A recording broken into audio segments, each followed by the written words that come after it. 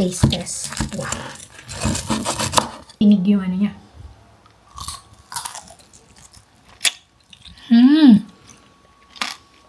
Sarap! Magluluto tayo ngayon ng malasa at super crispy na crispy pata gamit lang ang air fryer. Una, linisin muna natin ang pata ng baboy.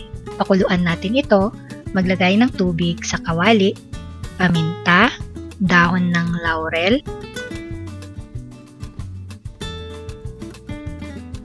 asin, sibuyas, bawang, at optional lang suka. Pakuluan lamang ito ng 30 to 60 minutes o hanggang sa lumambot ang pata. Tusukin muna ito para siguradong tender na bago hanguin. Kapag malambot na, hanguin at patuyuin.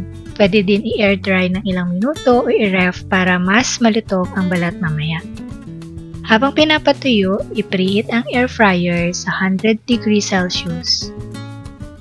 At pagkatapos, isalang ang pata for 20 minutes. Habang naghihintay, gawa muna tayo ng sausawan. Sa simple lang ito, maglagay lang tayo ng suka, asin, paminta, sibuyas, bawang, siling labuyo, at konting asukal.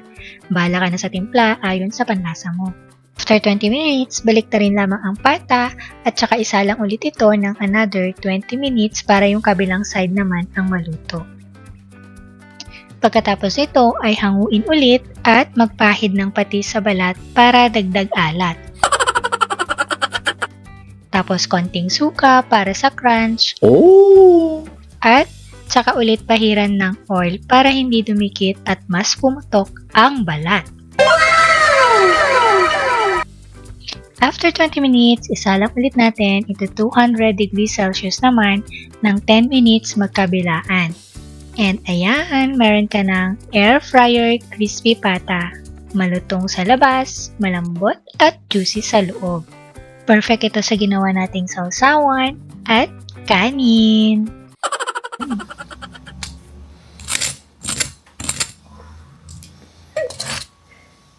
Kuha lang ako.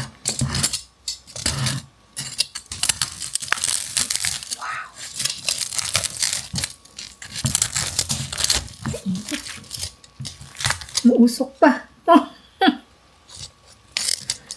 Kuha lang tayo ng pang taste test. Wow.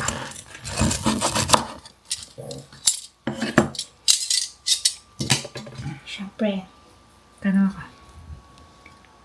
Tanong mo. Gaya na. Dapat kasama to. Dapat dinig yung ano niya.